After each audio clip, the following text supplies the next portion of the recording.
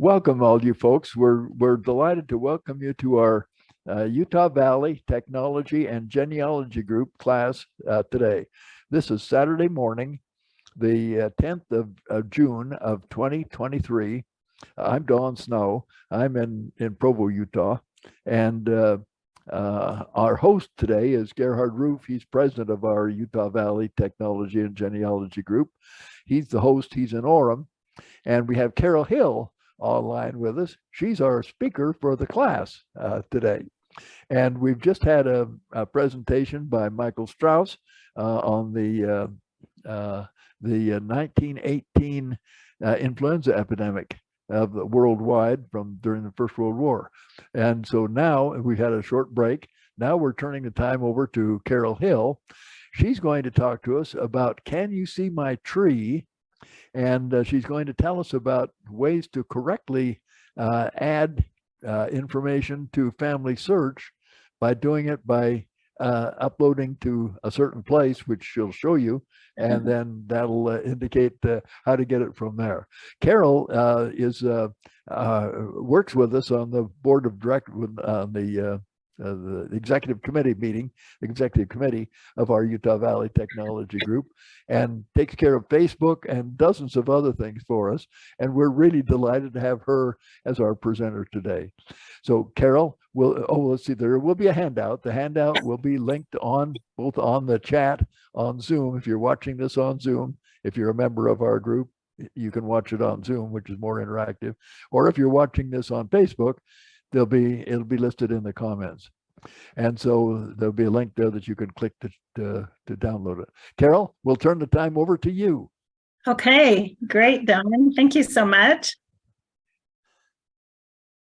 All right,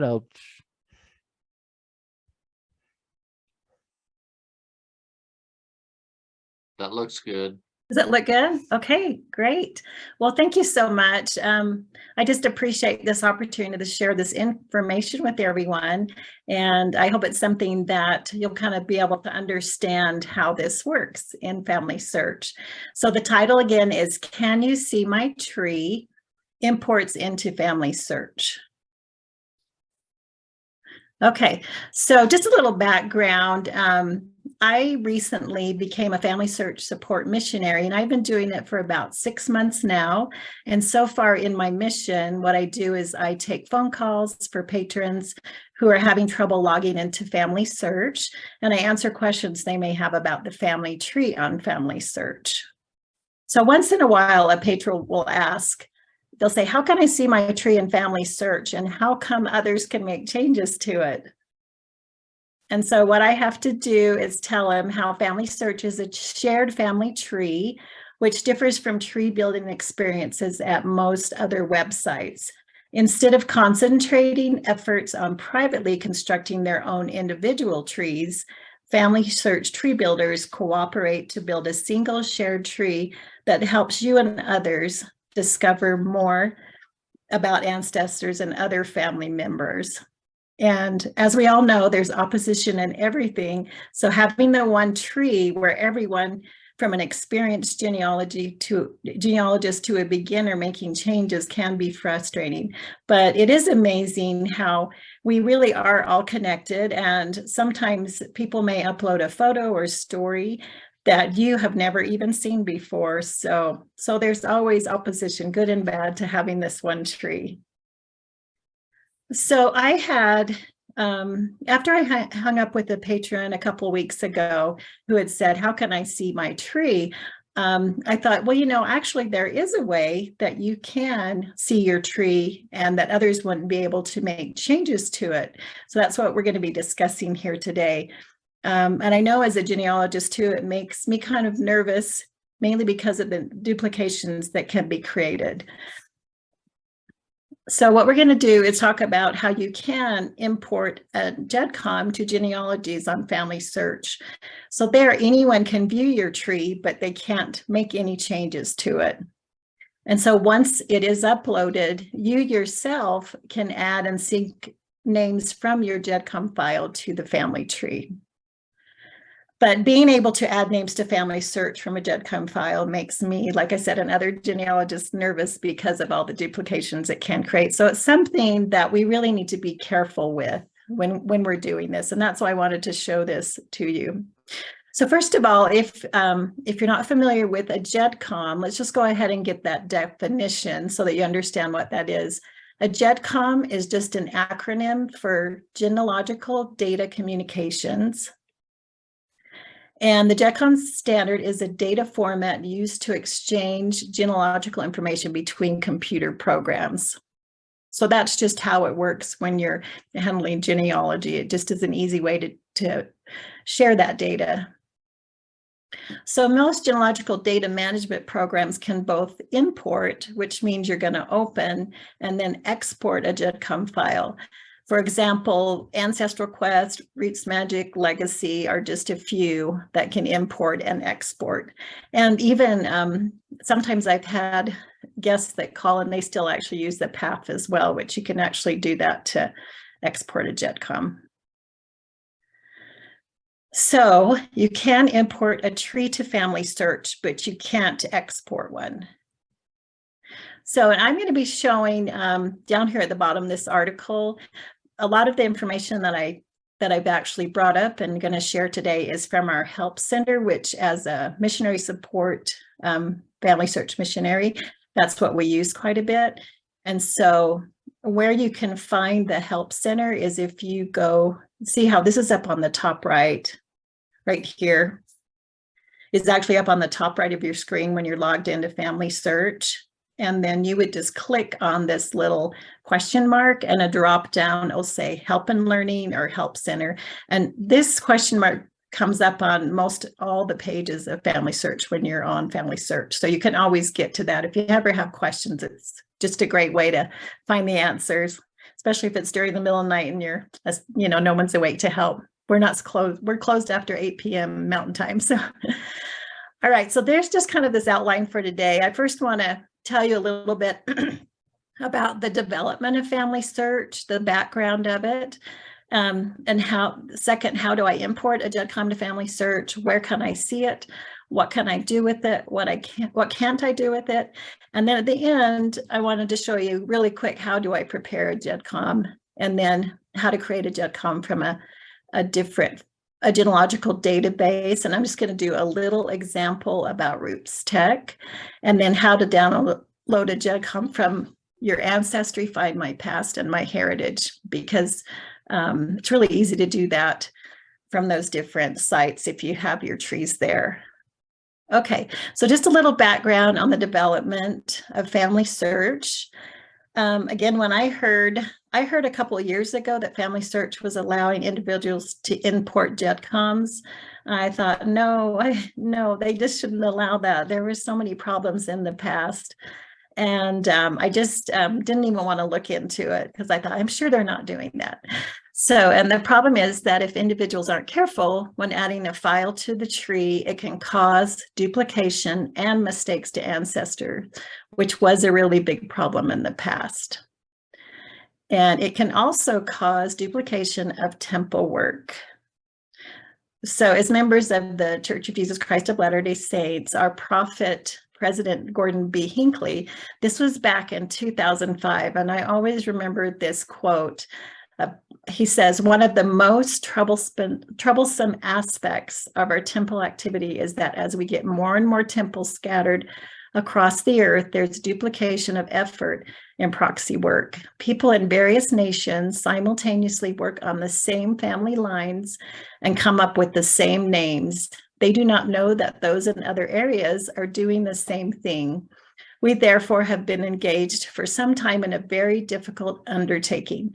To avoid such a duplication, the solution lies in complex computer technology. Preliminary indications are that it will work. And if this is so, it will be a truly remarkable thing with worldwide implications. So that was 2005. And during this time, what was happening is that when the ordinances, baptisms and all the ordinances were completed, they were added to CDs that then were mailed to the family history centers. That's what they were called back then. And now we call those the Family Search Centers. And I believe we used to get these every few months, and sometimes it seemed like it took a long time. And so like he was saying, someone could be doing an ordinance on the same person and you wouldn't even know till, you know, months later that you had maybe done that duplication. So moving forward to 2009, the Church of Jesus Christ of Latter-day Saints launched their first collaborative tree known as New Family Search. It was the precursor to the current FamilySearch family tree, but at that time it was only available to members of the Church of Jesus Christ of Latter-day Saints. And I was able to find this old icon. I remembered that well, as many of you may too. So this was an improvement, and the ordinances were available usually, I think it was a couple weeks or so. So it was definitely faster than it was. But the really, really big problem is that members were allowed to import their genealogies. And to me, it was just a duplicate nightmare. There were so many duplicates. Sometimes you would see the same person, you know, 12 or 14 times. And so it was just, it was really an improvement, but that was one of the problems. Okay, so now we come to FamilySearch. That's what we currently use.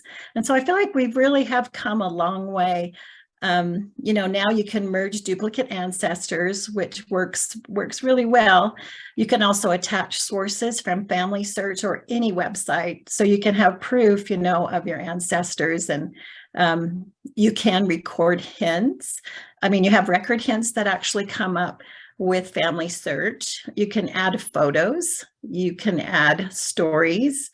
When you do go and perform an ordinance, it's usually recorded that same day or within a couple days.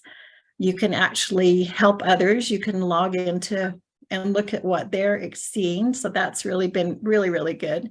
And then also the really big thing is that anyone in the world can create an account. Everyone can have a free account. And so as I've been working as this FamilySearch support missionary, I get many calls from individuals who are not members of the church, and you can just tell how excited they are. And I've had people say, I don't know why, but I love this family history, and it's just really blessed their lives that they were able to do this for free and able to, you know, to contact and be able to see all of their ancestors. And so it's really been a blessing. And I feel like it's been a blessing in so many ways. And it's so neat that anybody all over the world can now use FamilySearch. So I really love the prophecy by President Gordon B. Hinckley, how to avoid what he said before, to avoid the duplications. The solution lies in complex computer technology, which I feel like it's getting a lot better. It is pretty amazing. And preliminary indications are that it will work. And if this is so, it'll be a truly remarkable thing with worldwide implications. So I love that, you know, what is that? That was 2005. So how many years is that? Almost, so almost 20 years later, that prophecy is coming to fruition. Okay, so let's get into the nitty-gritty. And this is I'm just going to first show you how to upload a GEDCOM to FamilySearch. And like I said, at the end, I'll kind of show you how to create one just quickly. So we are going to we're at FamilySearch. And what you're going to do is click on the search. It's located right up here, you know, along this bar. And then we'll just click on genealogies. And then once you get to the genealogy page, you're going to scroll to the very bottom of the page, and you will see this. And I like this description that FamilySearch says too. How is FamilySearch genealogies different from FamilySearch family tree? And it just tells everyone that family genealogies is a database of tens of thousands of personal family trees, lineages, and other histories. And the FamilySearch family tree, by comparison, is a single tree or lineage for the whole entire human family. So I like this here because if someone comes here and they're not sure where they're at, they might just want to go to family tree. But the other option, which we're going to talk about, is you will just go here to upload your individual tree. You'll just click on that button. Okay, and so when on the next screen, what comes up, it'll just say upload GEDCOM file. And so then what this will do is it will search. What you're going to have to do is make sure that you have your GEDCOM file on your computer, and you will choose the file. And then so for this demonstration, I had actually created a GEDCOM, and the one I'm using is carolshill.ged. Well, and when you create a GEDCOM, the program actually adds this .ged. That just shows that it's in that GEDCOM format, just so you understand what that means. And then, so then what happens, I'm choosing a file now. And so this will go to my computer, and I just had put it in my downloads, and that shows the downloads. And then you would just do upload. So not too hard, pretty easy to do. So then this is what comes up after you've done that. You're going to go ahead and see, you're going to have different uploaded trees. If you've uploaded, I actually uploaded this one for a friend in 2003, and then this was one that my brother did in 1999, so I'd uploaded that. So this is the one I did recently for this Carol S. Hill. I did it just March of this year. It shows I have 1,380 people. I know many of you have much more than that, and then it shows the size of the file. And then you'll see over here, it'll say processing when you first upload it. And then compare, but the compare won't work until the processing's done. Then once it's done, you can view. Okay, so this upload, it tells you it can take up to 30 minutes, sometimes longer, depending on the file size. And once it's uploaded, all FamilySearch users, they can search it and view the information, but they can't make any changes to it. And you, as the owner, you can also download it or you can delete it. So over here, I just brought this up in case, oh, that does look about the same. I thought this would be bigger, but here you can delete it. Oops, let me go back. You can delete it or you can download it too. Like maybe you have lost yours somewhere, and then you can actually come back and delete it. So it is a really, really good place to reserve your genealogy.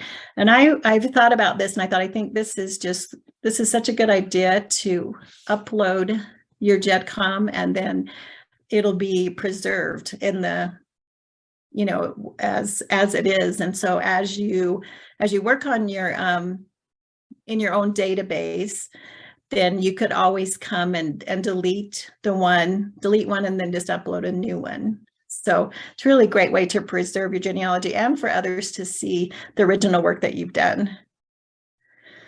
Okay, so once it's uploaded, this is kind of the first part of the GEDCOM. We're going to talk about where you can go see the tree, and then we're going to talk about the second part is how you can make changes or compare it to the big family tree. Okay, so I hope that makes sense. So first off, where can you see the tree? So the uploaded GEDCOMs are found in the genealogy collection called Pedigree Resource file. So the PRF, short for Pedigree Resource file, it's a collection of user-submitted genealogies that users uploaded to FamilySearch on GEDCOM files, as GEDCOM files. And you can search the information and contribute to it, but you cannot edit the files, but you can delete a file, as I said before. Okay, so to find the genealogies again, same thing that we said, you just go to the search, and then you'll go to genealogies. Okay, and then one thing, after you have uploaded your GEDCOM, and if you're going to share this with someone, you'll want to make sure and let them know the name of your file. So mine's that Carol S. Hill. And then one note is that only you can see the living individuals in your GEDCOM when you're signed in, and no one else can. So just know if you have living individuals, no one else is gonna see those except for yourself. Okay, so I'm going to go ahead and just go live on this one because I think it's easier than trying to do the screenshots. At least I'm hoping. Keep our fingers crossed. Okay, so I am going to need to. Okay. Okay, hopefully, can you see that okay? Did I get that on the right? Yes. Okay, great. I just had to pull it over there. All right. Okay, so there's a couple of things. Here's the genealogies. This is how you go to the search and then genealogies. So this is a genealogies page. So there's a few options here. I'm going to go ahead and type in my grandmother. She had her name is pretty uncommon. So I'm just going to type in Bessie Register was my grandmother. And I could search right here, but that's going to search all the genealogies. But what I can do if I only want to search the Pedigree Resource file, I can click on this collection right here. And I can click, and then it has a drop down. And you may want to go ahead and search all of them for sure. But on this example, I was just going to show you the Pedigree Resource file so we can get right to it. So you would just select the Pedigree Resource file, and then you would just do the search. Okay, so this brings up, here's mine. Remember, it was Carol S. Hill, and then there was another one. I don't see it right at the moment. Oh yes, this one here too. So there are several. But that's why I'm saying you'd want to make sure and tell whoever you're going to share this with what the name of yours is. Okay, and then I would just click here to go to her. And then this is going to bring up my file. So, I am signed in. Oh no, I'm not signed in. Okay, so I did want to show you, this is her right here. And this comes up the same look, right, as FamilySearch, Family Tree, the Pedigree. So it's the same type of look. And I was going to show you how I'm not signed in right here. Both of my parents, these are my parents, they've passed away. And so that's all I see. If I were to sign in, I could see my brothers and sisters right here and any other living information that I put in. So I just wanted to show you that. But this is how other people would see it, since they wouldn't be, even if they were logged in, that's all that they would see. So this is my grandmother, Bessie Beatrice Register. And if you look over here on the right side, this gives you the information on her that I have from that GEDCOM file. So I have her birth place, and then I have sources for her birth. I have her death and where she died. And then here's her mother and father and her husband and their marriage date. And then here, this is what's so neat about preserving this and adding this GEDCOM file to FamilySearch as a Pedigree Resource file, is it has all of my notes. So if you've done extensive research, it's great that all of these notes are here. And I just saw this note that my Uncle Glenn had told me that Bessie couldn't out-hoe everyone. I remember my mom telling me that she lived in the South in Florida, and she was just a really hard worker, and she could just hoe the cotton fields faster than anybody else. So I'm not sure if I've added that to FamilySearch. I need to go look. So, and then you come down and it tells you that this is a Pedigree Resource file. Another great thing about this is it also will have your sources there. I don't have as many on my grandmother because I knew more about her, but it will have all the sources. So, so that's really nice too. Like I said, it just preserves everything that you've done. And then there is this submission ID, which is another way that you can search for it, but we won't go into that. I think this works good. Okay, so if I want to go, so like I said, I can go just follow this tree. And also you can see the children. So the children will come up and you can go to them and see all the information on the right. You can also zoom it in if you can't see it very well, you can make it larger. And then here you can take off the portraits or the marriages, and then you can also invert the colors. So if you'd rather look at it. So just a few things that you can do to it. But the best is that you really can. This is one, Aaron Underwood, that I still can't find his father. But here's all the different sources. and notes everything that I have on him, which is a little more extensive research than the other ones. So anyway, that's the Pedigree Resource file. Let me go back to, I was going to show you just one other thing on.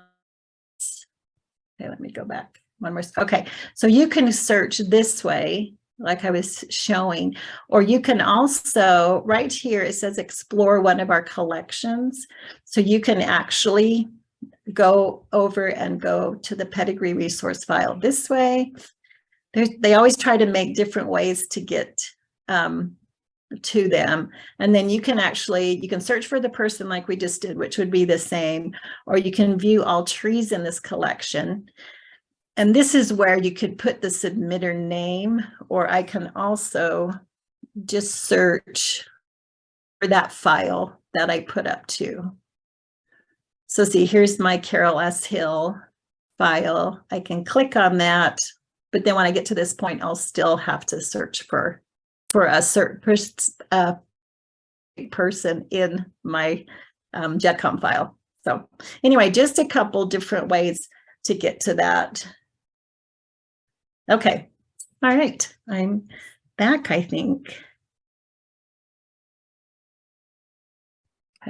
Okay, so let's go ahead and go to the next screen. And if you have questions, just please, write them down, or we can maybe talk about it at the end. How are we doing? Yeah, let's just wait till the end. So hopefully I'll explain everything. So just kind of an overview of the Pedigree Resource file. You can search and view the files. You can contribute your own file, and this is preserved for free. You can't edit it. You can delete a file you submitted and upload another one. The people are linked into families and lineages, just like FamilySearch. You can find names, family relationships, and information about life events. The files include all records, notes, and sources, and information about living people are not available. And then the thing we're going to do next is you can compare the information in your file to Family Tree and copy information from your GEDCOM file into Family Tree. So just one thing that I have found is that FamilySearch really encourages us to upload our GEDCOMs to the Pedigree Resource file, so that, as things are changed in the One World Tree, we can always go back and look at, who's done research and hopefully correct some of those things. And this was taken from the FamilySearch help article. So these are just located, they'll be located in the handout so that you can go to those too. Okay, so now we get to the part you might be waiting for. How do I copy information from my GEDCOM file into Family Tree? So after you upload a GEDCOM file, you can copy the information into Family Tree. When you copy this information, however, you could inadvertently create duplicate records. You could also add information to Family Tree that's incorrect, or erase information another user contributed.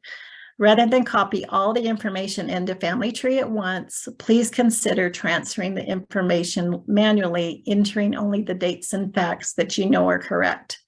If you choose to proceed, keep in mind that notes, sources, multimedia links, and information about living people do not automatically copy to Family Tree. So this is an article also from the Help Center, and I think this is really good. It really warns people about doing it the right way. So that is what we are going to do now. So to get back to your GEDCOM, you would go to the search again, the genealogies, and then you would scroll down to the bottom of the page, click upload your individual tree, and then here is this screen that will pop up again. So now you can see we're going to do my Carol S. Hill. It says it's ready, and now I can view it. So we're going to go ahead and view that. Okay, so this is what comes up. I've picked Martha Davis, and then what? Well, wait, before I do that. Okay, I want to explain this over here. So over here on the left, you can see that this is all the individuals in my tree are 2389. Potential matches are 84.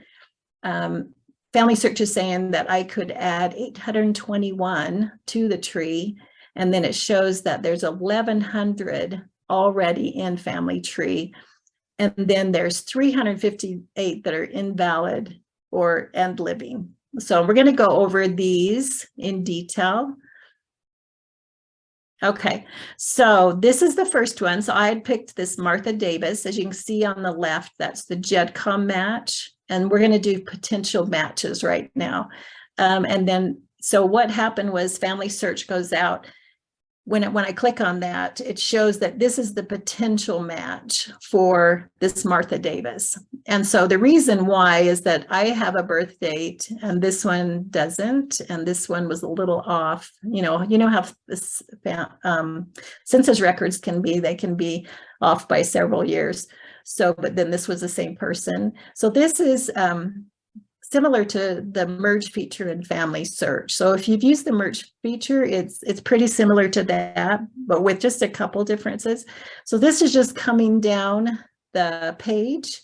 And so this shows the death is the same. I maybe like this format better. I have the burial place, but then it also just shows the spouses. I mean, her spouse and their marriage, but it doesn't show the children.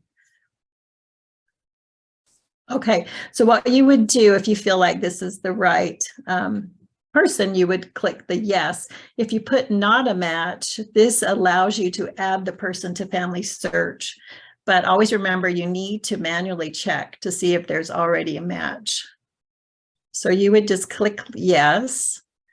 And then, like I said, this is a lot like the merge. It'll come up with this replace. And so if you have the information over in your, this is from your actual database that the GEDCOM file, you could go ahead and replace it. So since I have the complete date, I would replace that. And so you just pick which ones you replace, and then you can always undo it if you don't think it's right. And then you would just click the save. Okay, this only adds information to the individual. It does not add parents, children, or spouses like the merge feature does. But it'll just add it just to that individual. So this was the individual. I wanted to show you what changed before the merge. This was the individual before I merged the information. And so as you can see, the birth was in this 1834. And so this is what it is now on the right-hand side. There was the death on that side. I just replaced it because I wanted to put it in the correct format. And then also, when you bring up Martha Davis, it's going to have her birth date instead of just this 1834. So it just kind of shows you if that's something you want to do to the potential matches, you can add information like that. Okay, so what if you decide, okay, that I did that wrong. What if I want to restore those changes? What you can do is go to that person. Okay, so back here, right here is what I'm showing. You can edit that. And there's a little pencil. And then on this edit, you can put see all changes. See that down there at the bottom? And then there's this restore. So you can just restore it back to the way it was. So really easy way to go back and restore it on that one. Okay, so let's move ahead and go to this section on add to family tree. And as you can see, I have 821. So, and you'll see this add to family tree. So I went ahead and I clicked on the first one, this Catherine Louise Capps Olson. And then I did, like I said, in this feature, you really want to go ahead and maybe have two screens up and search and make sure that they're not in FamilySearch before you add them. Because I believe most all of them are, they just might have a little bit of a difference. So I did a search for this Catherine Louise Capps Olson on FamilySearch. This is my GEDCOM person, and this is the person I found. And as you can see the difference, I had Olson as her surname. I don't even know where that came from. So I had the wrong information in my GEDCOM file. But what I thought I would do, just to kind of see what would happen, I decided just to add her anyway, just as a little test. And so after I added her, this will come up as added to family tree instead of add to family tree. And as I added her, I was excited to see that family tree immediately located the duplicate person. So I was at least glad it did that so that I could merge those two together or just go ahead and delete her. But I just wanted to see what it did. So I thought it was interesting that from the GEDCOM file, it didn't find the duplicate, but as soon as I added it, it did. But you really don't want to add them if you know they're already there. Just wanted to see what would happen. And then also when I added her, you can see it actually added the marriage. So there was Carl Frederick was already matched to the family tree in Roots Magic. And so it found Carl Frederick, and then it just added this marriage, which is the same as the one down there. So as you can see, it just created some duplicates. And so it's just so much better to just not worry about adding those individuals. If you know they're already there, you can just skip them. You don't have to do anything to them. Another interesting thing too, that when it added the information, this came up, this GEDCOM file, but this is actually from an earlier one in the notes. And then if you're familiar with FamilySearch, you can look at the latest changes. And this shows that I added an event and I added a relationship was added, which was that marriage. But I thought one thing interesting is that it actually brought over some of the ordinances that were done and had the dates. And that is one thing on my FamilySearch support mission. Sometimes you'll find that some of the ordinances don't show up in FamilySearch.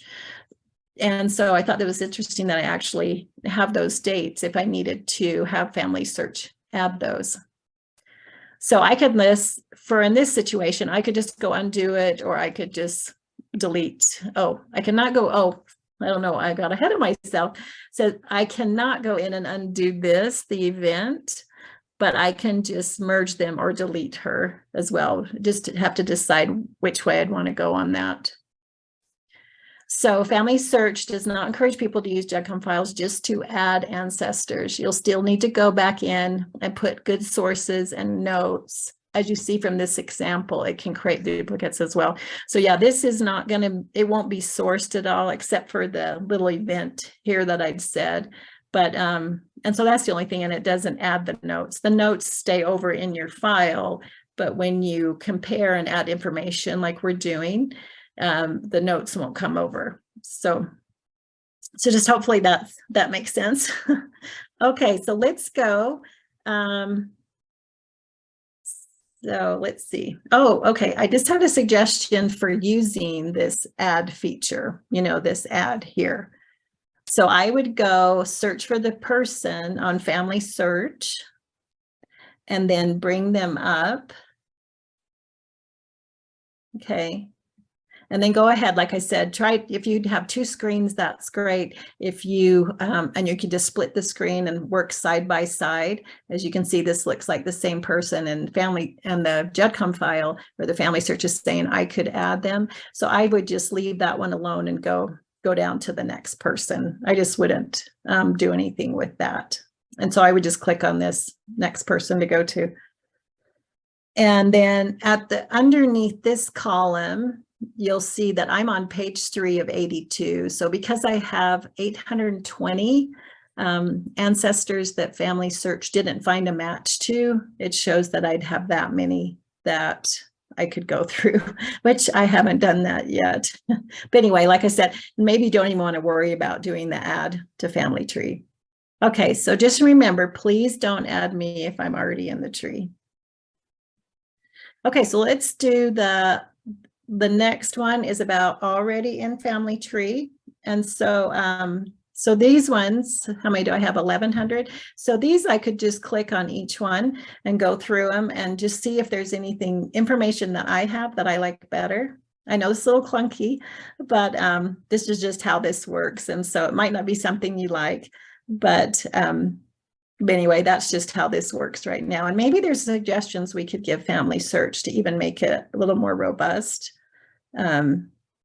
Okay, so then I can do the same thing like I did on the first screen where I can replace. If I say that I believe it's the same person, I can just replace information and then that'll update it on FamilySearch.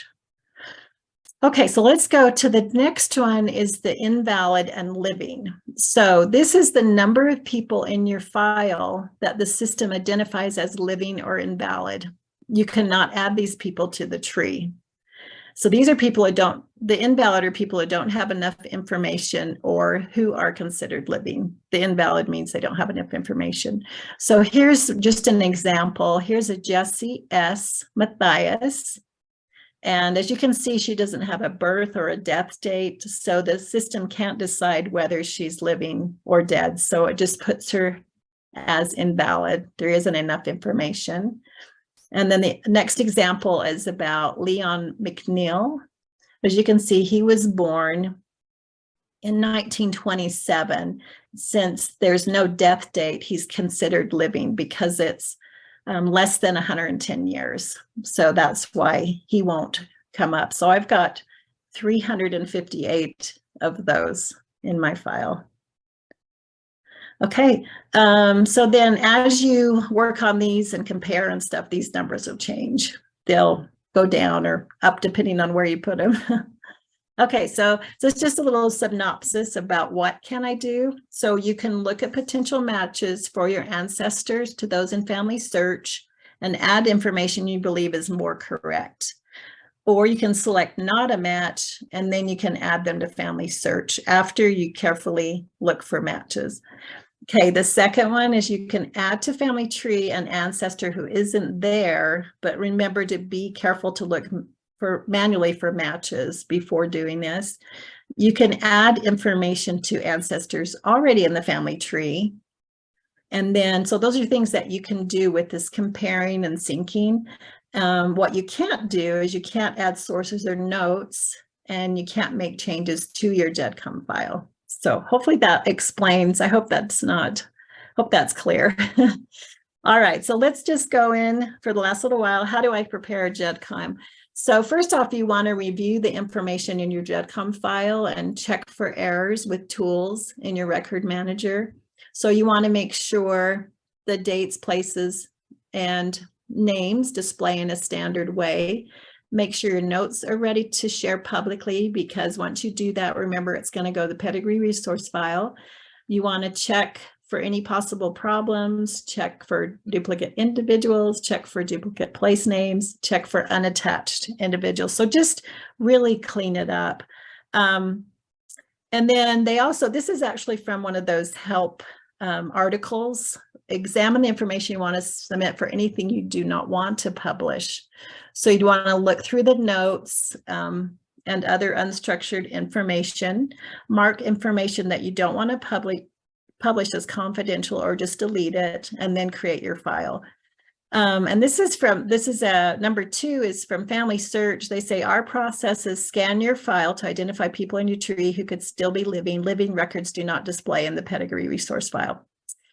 So just a couple of the things I wanted to mention here on creating your GEDCOM file. If you don't know how to do one, as I'm going to show an example for Roots Magic, but if you don't know how, see the instructions that come with your program. Or a lot of times I like to just Google and see if I can find a YouTube video or some video, and I know there's things out there for the different databases. So, and then it says, if you plan to copy the information to Family Tree, we recommend that you submit small GEDCOM files of no more than 100 names. And after the upload, smaller files makes the compare and copy process easier to manage. So I'm going to tell you in a sec what I did on that. Okay, so, and then if you tend to simply preserve and share your file, it can contain up to 100 megabytes. So it's pretty large files that you can. So what they're saying, if you just want to upload your really large file and don't even want to worry about the comparing with the family tree, you can go ahead and it can contain up to 100 megabytes. So I wanted to show you on this one, as far as, so I decided, because when it said maybe only do like 100 names, I went ahead and just made a smaller GEDCOM file because I wanted to see if I would still get, you know, how FamilySearch said I could add. It didn't find them in the family tree. I thought, okay, I want to see if I do this smaller file, would it find them? And it didn't. It still came up the same as my larger file. But as you can see, my file, but my larger one, it's only 2,300 ancestors, and it's 2.1 megabytes. So, and you can have 100 megabytes. So you can imagine that you can have a pretty big tree there. So anyway, let's just look really quick at how to do a GEDCOM from Roots Magic. What you would do is you would go to the file, you know, open up the Roots Magic, the file that you want. Then you would go down to the export.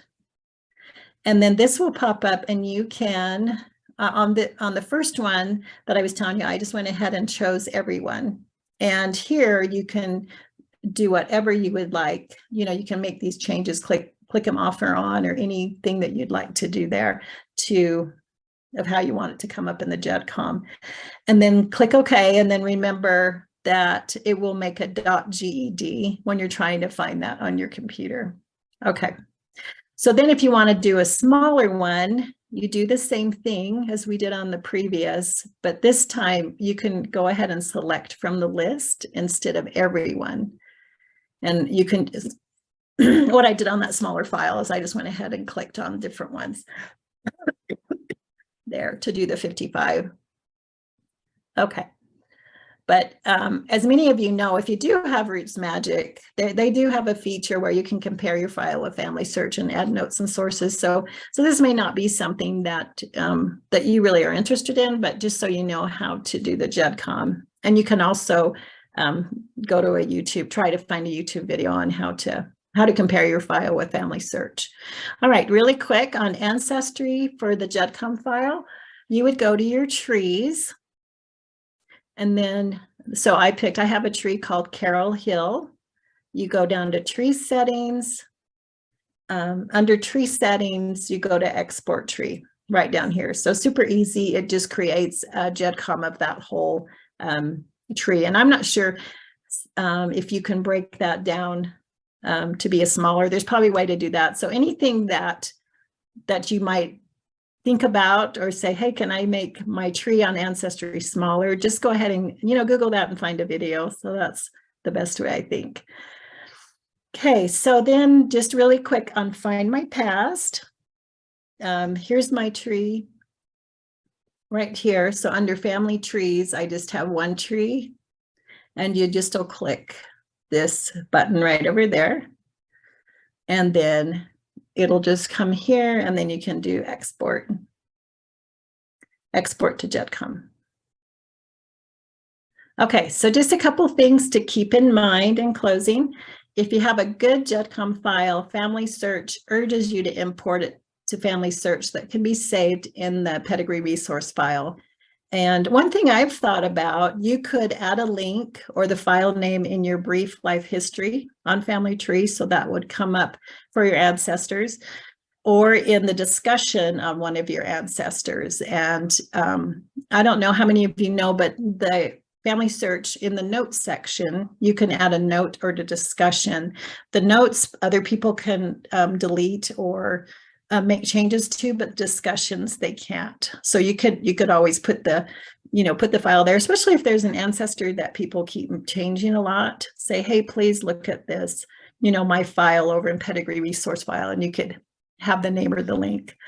So after comparing your GEDCOM file, remember to check the family tree before you add individuals. There's a good chance they could already be in there. Depending on, you might be helping someone who doesn't have any information in the tree, and maybe you would add some of those. And then also you can export your GEDCOM from a genealogy program on your computer and download a GEDCOM from the genealogy websites that we went over. Phew. Okay, any questions?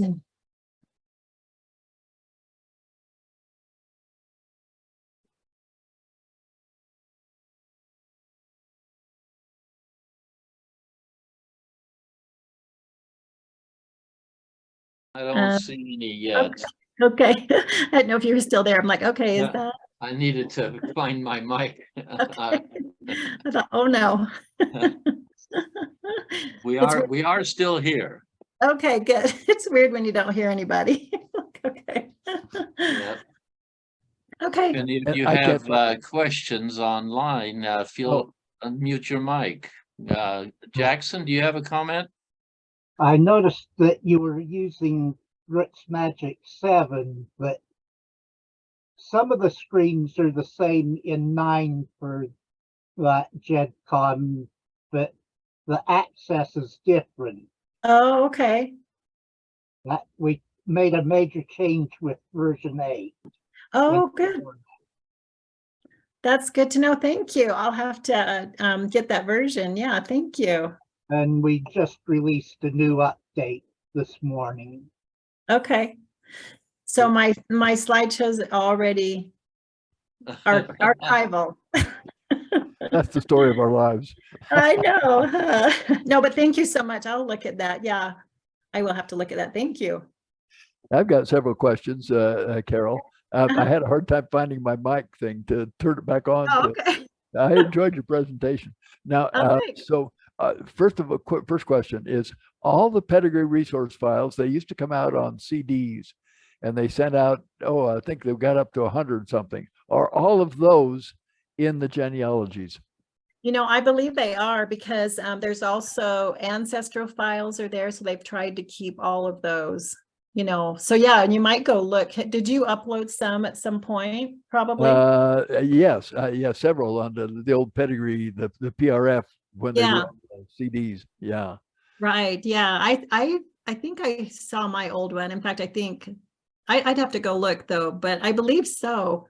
Okay. That those are there. They've tried to keep, you know, all of those, because there's like I was telling, there's like tens of thousands of different. Yes. Yeah, there were. Yeah, I remember. Yeah. Also, the old ancestral file. Right. That's on there too, isn't it? Now, Yeah, that's one of the options. Yeah, I meant to show you on when I went live. That's an option. but no, anybody that's living in any of those, or that they think is living, that there's no death date and they're born less than 110 years ago, you can't see any of those. That's Right. on the ancestral file. Can you see those? Or not? It's not supposed to be. If you find any, we might need to fill FamilySearch, because they really don't want to have any of the living on, you know, on those. Yeah. Okay. All right. Now, anybody can once they find somebody on the PRF, anybody can put them into family tree, right? They can. You mean like I was comparing them? Like you were the comparing and so on, the moving things over or copying. And so if I click on an old PRF that wasn't one that I submitted, I can still use that data and compare that and then go through the steps that you did, even though I didn't submit it originally. Even though you didn't?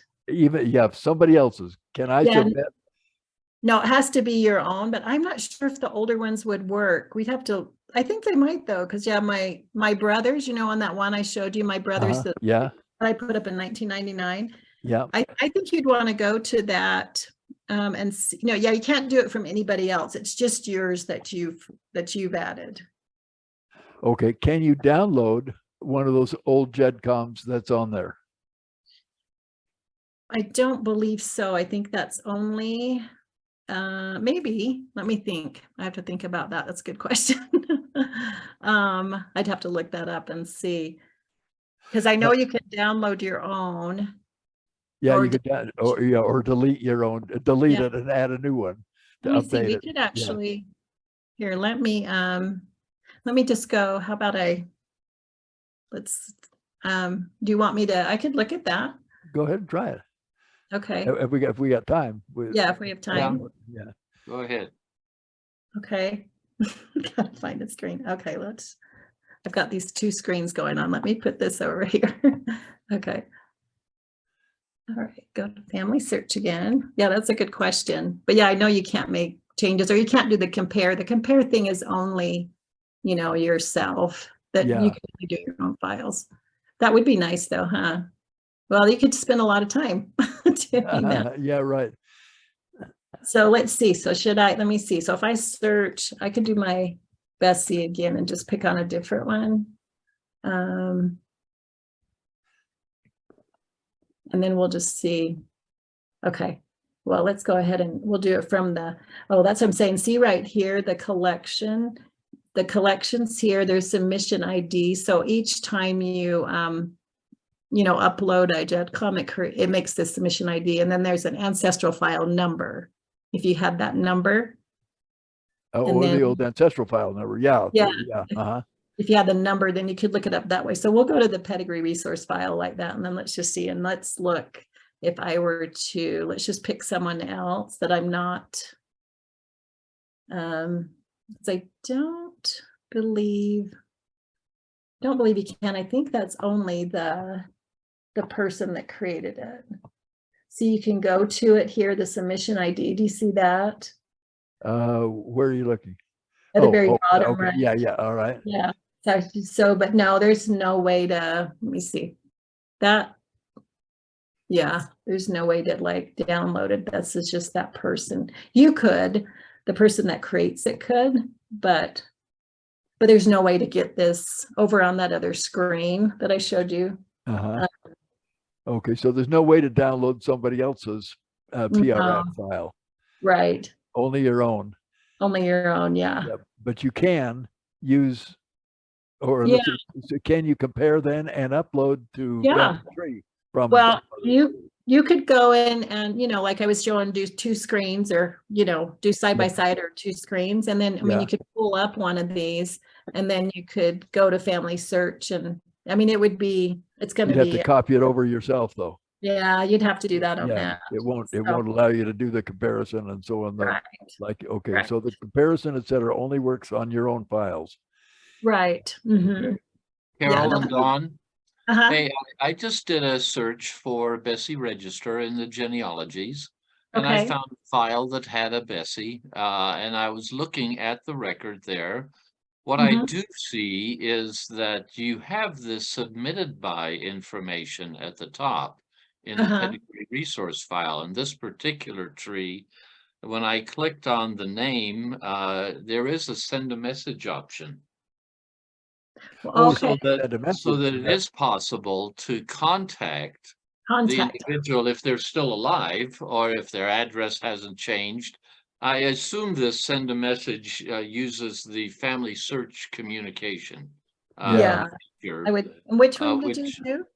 Oh yeah, I selected a McLenore Strong family tree in the Pedigree Resource file when I searched for Bessie Register. It was near. Anyway, so I went into that and then search in submission, and anyway, so it said submitted by at the top by Melinda McLenore Strong. This is my cousin. Where did you click on it to send a message? Oh, sir. When I clicked on her name in blue, it gave me an option to send a message. Okay. Or to enable relationship viewing was the other option. Okay, cool. Because this one's not in blue. So that was in blue, the one that you found. Yes, it was. Oh, good. Yeah. That's good to know. Nice. Thank you. So there is a way of connecting with whoever submitted the tree if they're still alive. And if that's highlighted. Oh, good. I'm glad you saw that. I hadn't seen that anywhere. Huh. Wait, are you signed in? Oh, hold on. I'm not signed in. That's a good thing. Oh, you got to be signed in probably. Yeah. Let me see if you have to be signed in to do am that. signed in. Because they got to know who you are. Okay, great. Yeah. Oh, thank you. I'm glad I was kind of doing it. I was doing it not signed in, so you couldn't see, like my tree. I mean, my living, but that's good. Okay, great. Yeah, see, there's send a message. And you've got the relationships. And I wonder if it's an old one, because you can see when they submitted it over there. It was 20 or 30 years ago that we started sending in those PRF files. Right. So I wonder if my mom had one in. So one question for you, Carol. Well, thanks for bringing that. You were talking about the ancestral file, And I remember when the AF first came out, it allowed you to see living individuals as long as they had a baptismal date. So that it was presumed at that time that if they were members of the church, that it would be acceptable to see their basic information, at least their name, not a lot of details about them. So what you're saying is that that feature was removed when they added the ancestral file to genealogies here, and it should not be visible if somebody is baptized. I believe so, but you know, I could be wrong on that. Oh, I'd have to put the ancestral file number. I was trying to search for the, well, actually, yeah, that's a good question. That's something we could look up in the help article to see if, you can always go to this help article. I tell you, I get so many questions when I'm, you know, doing this mission, and someone will ask me something, and I'm like, no one's asked me that yet. Let me see what I can find. Because, you know, it's hard to know everything. So let me look up. Those old ancestral files originally were sent in on hard copy. Right. The first part, and those were all scanned and were available on microfilm. Right. Most people were not aware that there were, I think it was, I've forgotten how many rolls of microfilm, and the BYU library had those, and the Salt Lake library did. And on there, all the sources were cited. And so you could actually go there if you knew the individual, and it was sent in on hard copy, you could actually find that film and look at all those sources and all the proof that they had. And it was a gold mine of information in the early days. If it was sent in on disk, then they didn't save that. Right. Yeah, it'd be interesting. Yeah, that'd be an interesting thing to look at, because I could be wrong on that. I just know that they're so worried about privacy. So yeah, yeah, right. When I'm not signed in, even I couldn't click on that. So I'm really glad, Gerhard, you brought that up. Yeah. That, you know, as long as you're signed in, then you could contact that person. But you could play around with it and see, you know, what happens on the ancestral file. Yeah, those are good questions. The other day I tried to type in on the collections, on genealogies, a name of a living individual, and it didn't search for anybody. I mean, it didn't know that they were living or not. It just jumped back and forth, up and down, never did stop. And I did it twice. It did that, and I thought, well, there's something wrong. And I'm wondering what's. It never did find anything with that. It was James Snow was what I was looking for, and it never did find anything. It just jumped back and forth, and I finally had to just turn it off and delete turn off the browser. Because you said that they were living? Is that no, I didn't say they were living. I just let me search for James Snow. Oh, okay. It never would stop. It never did stop. Just jumped back and forth, up and down. I could see it jumping up and down, but it never would stop on anything. And I didn't know what was going on with it. And, you know, sometimes, you know, it's such a big, I tell you, there's now and then that there are some glitches. And if you ever do see anything or have problems, it's nice. We can report that, because the engineers, they call them, the ones that develop everything, really, they really work hard on this. Hey, I was going to say, I just pulled up my grandmother, and it was an ancestral file. So should we look at that and see? Let's see if there's any. I'm not sure who submitted that, or. Yeah, see what it says in there. It only has her that's passed away, and I'm not sure. Let me see who uploaded that. It's probably, oh, and that gives the ancestral file number. So there you could get the ancestral file number. Yeah, they've deleted on Ancestral Quest, for example, deleted the ancestral file number column. So you can't even save those numbers anymore. Yeah, so do you see over there on the bottom right? Can you see that? Let's see the bottom right. Let me get my magnifier over to the bottom. Yeah, bottom right, where down to the bottom. There is an ancestral file number. Yeah, there it is. So you could, you know, copy that and then go back and put that in. But this is the one. It doesn't have the living. I really think that they probably have like I said, that's been a huge concern to them. Yeah, yeah, I'm especially sure where it it's is. online. Yeah, I'm So sure. Right. yeah, Well, but you can at least get to them, right? So yeah, you gave us just lots of food for thought on this, Carol. Just okay, yeah, I'm wonderful, glad. wonderful presentation. Oh, thanks. I appreciate that. I've learned a lot. It's been really fun to work with FamilySearch because I learned so much, and we have trainings that some of these people are so amazing. So Yeah, yeah, that's right. There's so much to do. Were yeah. there any questions on Facebook that or on Zoom that we didn't get answered that No comments or questions on Facebook. Okay. okay. I wasn't able to go share that. Usually I try Well, to I share. did. I Oh, you did. did? Okay. Yeah, Yeah, it's all I good. took care of it. Yeah. Okay, I well then, put, nobody commented on where they were watching from or, too But bad. there probably were there very many at all? Like, yeah, we had 9, that's just like good. the main presentation. Oh, that's good. Yeah, especially for Most of the time we were at 7, but we were at 9 for quite a lengthy time too. yeah. That's wonderful. Well, I'm glad we have this recorded because this is going to be helpful and a good reference for people. Yeah. Well, and do you think you would, I mean, no, what I really like is I would make sure and add your, anybody that has the databases, added to the pedigree resource file. So it's Yeah, there. the fact that you can't see living on there, I was worried about that until you said that Yeah. you can't see the living Mhm. because you could store your data on there from Ancestral Quest. I could store my data on there as a GEDCOM, so it would be preserved, but I could only see the living. Nobody else Right. could. Yeah. Right. So, you'd maybe want to share, it is kind of hard. So people that have passed away, it's one thing that I've learned too, is their accounts get locked up Oh, you're right. and no one But- can but- get in, even your kids, Yep. Yep. By the way, one other quick comment. Okay. Quick comment here as we end. Okay. I just did an additional search and I found your Carol S. Hill Pedigree Resource file. Okay. I noticed when I clicked on Carol Lou Hill that in addition to send a message and enable relationship viewing, you had also listed your email address. So I could have, Oh. I could have copied that off of there Mhm. and actually directly send you an email outside of the FamilySearch message system.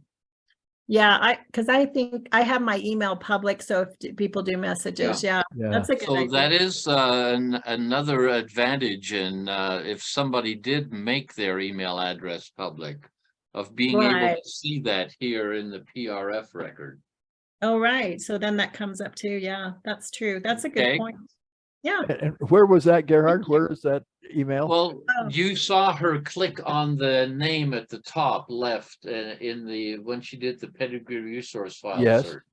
Yeah. And the little pull down menu that came when you clicked on the name had not only the link to send a message within FamilySearch, but on her account, because she made her Carol Loves Family History @gmail.com address public, it also lists that pull down, lists the address. How do you make that public?